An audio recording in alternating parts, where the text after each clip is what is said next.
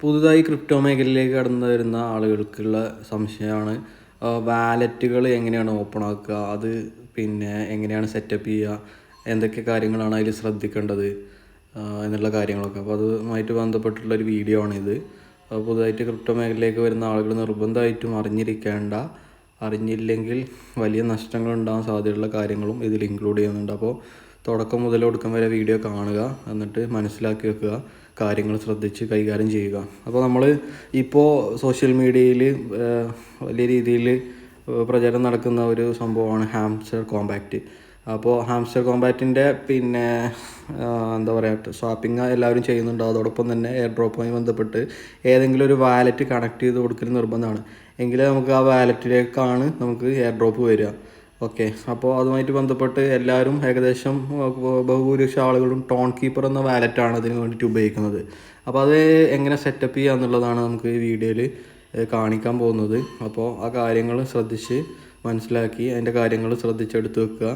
എങ്കിൽ നമുക്ക് ഭാവിയിൽ വലിയ ദോഷങ്ങളൊന്നും ഉണ്ടാവില്ല. നേരെ മറിച്ചിട്ട് നമ്മൾ ഇതിൻ്റെ ചില കാര്യങ്ങൾ ശ്രദ്ധിക്കാതെ പോയി കഴിഞ്ഞാൽ അത് വലിയ ബുദ്ധിമുട്ട് നമുക്ക് ഉണ്ടാക്കാം. നമ്മൾ അസറ്റ് മൊത്തത്തിൽ ചോർന്നു പോകുന്ന രൂപത്തിൽ നമുക്ക് അത് വലിയ നഷ്ടങ്ങൾ ഉണ്ടാക്കാം. അപ്പോൾ നമ്മൾ ഈ വാലറ്റ് ഓപ്പൺ ചെയ്യുന്ന സമയത്ത് നമുക്ക് ഇങ്ങനെ ഒരു ഇൻ്റർഫേസ് കാണിക്കും. അതിൽ പുതിയതായിട്ട് വരുന്ന ആളുകൾക്ക് വേണ്ടിയിട്ടുള്ളത് കൊണ്ട് തന്നെ നമ്മൾ ക്രിയേറ്റ് ന്യൂ വാലറ്റ് എന്നാണ് കൊടുക്കുന്നത്. അപ്പോൾ ഒരു 4 അക്ക പാസ്കോഡ് ചോദിക്കും. അപ്പോൾ നിങ്ങൾക്ക് കൺവീനിയൻ്റ് എല്ലാം നിങ്ങൾക്ക് ഓർത്ത് വെക്കാൻ കഴിയുന്ന ഒരു 4 അക്ക പാസ്വേഡ് അതിന് കൊടുക്കുക.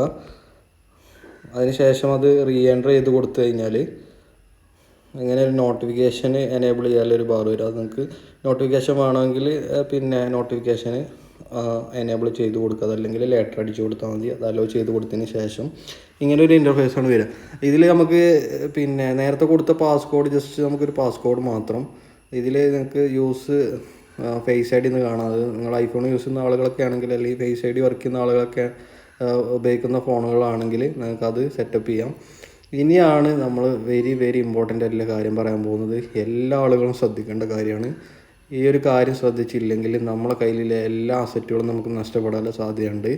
അപ്പോൾ ഇതിൻ്റെ ഈ ഒരു വാലറ്റിൻ്റെ, അതല്ലെങ്കിൽ ഏത് ക്രിപ്റ്റോ വാലറ്റിൻ്റെയും അതിൻ്റെ ഇപ്പോൾ നമുക്ക് ATM എന്താ പറയുക പാസ്വേഡ് ഉണ്ടാവില്ല, അതുപോലെ തന്നെ ഈ വാലറ്റിനൊരു പാസ്വേഡ് ഉണ്ട്.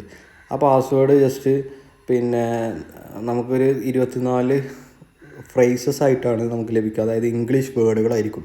ആ ഇംഗ്ലീഷ് വേർഡുകൾ നമ്മൾ കൃത്യമായിട്ട് നമ്മൾ എടുത്തു വെക്കണം. അതിപ്പോൾ നമ്മൾ എടുത്തു വെക്കുന്ന സമയത്ത് അത് ചിലപ്പോൾ സ്ക്രീൻഷോട്ട് ചെയ്ത് വെക്കും, അതല്ലെങ്കിൽ വേറെ എന്തെങ്കിലുമൊക്കെ ചെയ്ത് വെക്കും. അപ്പോൾ സ്ക്രീൻഷോട്ട് ചെയ്ത് വെച്ച് കഴിഞ്ഞാൽ ആ ഫോൺ നഷ്ടപ്പെട്ട് കഴിഞ്ഞാൽ നമുക്കത് നഷ്ടപ്പെട്ടു പോയി. അപ്പോൾ നിങ്ങളുടെ മെയിലിലോ അല്ലെങ്കിൽ ഏതെങ്കിലും നോട്ട് പുസ്തകത്തിലോ, അതായത് നിങ്ങൾക്ക് ഇത് റിക്കവർ ചെയ്ത് എടുക്കാൻ പറ്റുന്ന രൂപത്തിൽ നിങ്ങൾ ഈ വാലറ്റിൻ്റെ ഫ്രേസസ് നിങ്ങൾ സൂക്ഷിച്ച് വെക്കുക. അപ്പോൾ നമ്മൾ സെറ്റിങ്സിൽ പോയി കഴിഞ്ഞാൽ ബാക്കപ്പ് എന്നുള്ളൊരു ഓപ്ഷൻ കാണും. ബാക്കപ്പിൽ ക്ലിക്ക് ചെയ്ത് കഴിഞ്ഞാൽ ബാക്കപ്പ് മാനുവലി എന്നുള്ളൊരു ഓപ്ഷൻ കാണും. അതിൽ കണ്ടിന്യൂ കൊടുത്തു കഴിഞ്ഞാൽ നമുക്ക് നേരത്തെ കൊടുത്തിട്ടുള്ള പാസ്കോഡ് ചോദിക്കണം. അപ്പോൾ അത് നമ്മൾ അടിച്ചു കൊടുത്തു കഴിഞ്ഞാൽ ഇങ്ങനെ ഒരു 24 വേർഡ്സിൻ്റെ ഒരു ഇത് വരും. ഓക്കെ, ഇതാണ് നിങ്ങളുടെ റിക്കവറി ഫ്രേസ് എന്ന് പറയുന്നത്. നമ്മളെ ഫോൺ നഷ്ടപ്പെട്ടു പോകുക, അതല്ലെങ്കിൽ നമ്മളുടെ ഫോണിലെ ഈ ടോക്കൺ കീപ്പർ, അതല്ലെങ്കിൽ നിങ്ങൾ ഇൻസ്റ്റാൾ ചെയ്യുന്ന വാലറ്റുകൾ അൺഇൻസ്റ്റാൾ ആയി പോവുക, അങ്ങനെയൊക്കെ ചെയ്ത് കഴിഞ്ഞാൽ നമുക്കത് റീഇൻസ്റ്റാൾ ചെയ്ത് കഴിഞ്ഞ് നമുക്കിത് റിക്കവറി ചെയ്തെടുക്കാനുള്ള ഫ്രേസസ് ആണ്. അപ്പോൾ നമുക്ക് ATM കാർഡുകളുടെയൊക്കെ പാസ്കോഡ് പോയി കഴിഞ്ഞ് കഴിഞ്ഞാൽ നമുക്ക് ബാങ്കിൽ കണക്ട് ചെയ്തിട്ട് നമുക്ക് പുതിയ ATM കാര്യങ്ങളൊക്കെ എടുക്കാം.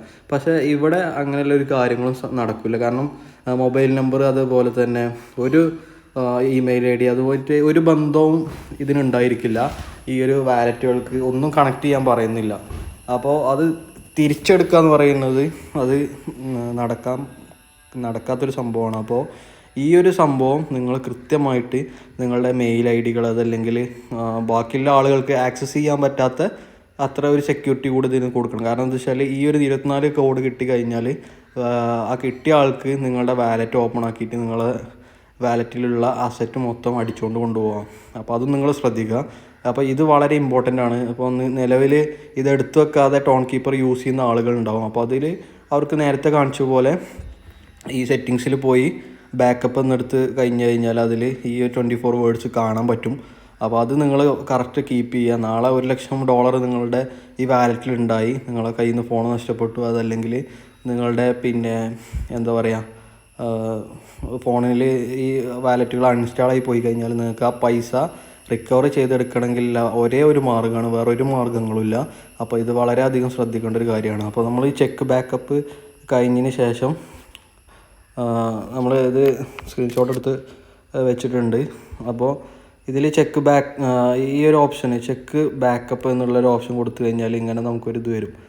ഓക്കെ, അത് നമ്മളെ ടെസ്റ്റ് ചെയ്യാൻ വേണ്ടിയിട്ടാണ്. നമ്മൾ എടുത്ത് വെച്ച കാര്യങ്ങൾ നമ്മൾ കൃത്യമായിട്ട് എടുത്ത് വെച്ചിട്ടുണ്ടോ എന്ന് ടെസ്റ്റ് ചെയ്യാൻ വേണ്ടിയിട്ടാണ്. അപ്പോൾ നമ്മൾ ഇതിൽ ചെയ്യേണ്ടത് വെച്ചാൽ രണ്ടാമത്തെ വേർഡ്, അതേപോലെ 13ാമത്തെ വേർഡ്, 22ാമത്തെ വേർഡാണ് ഇതിൽ തന്നിട്ടുള്ളത്. അത് നമ്മൾ ഇതിൽ നോക്കിയിട്ട് ഇതിൽ ടൈപ്പ് ചെയ്തിട്ട് കൊടുക്കണം. ഓക്കെ, ഇതിൽ രണ്ടാമത്തെ വേർഡ് സോളാറാണ്. ഞാൻ സോളാർ അത് അടിച്ചു കൊടുത്തിട്ടുണ്ട്. അതുപോലെ തന്നെ 13ാമത്തെ വേർഡാണ് ചോദിക്കുന്നത്. 13ാമത്തെ വേർഡ് ബിഹേവ് ആണ്. Okay, behave. പിന്നെ 22ാമത്തെ വേർഡാണ്. 22ാമത്തെ വേർഡ് സീനിയറാണ്.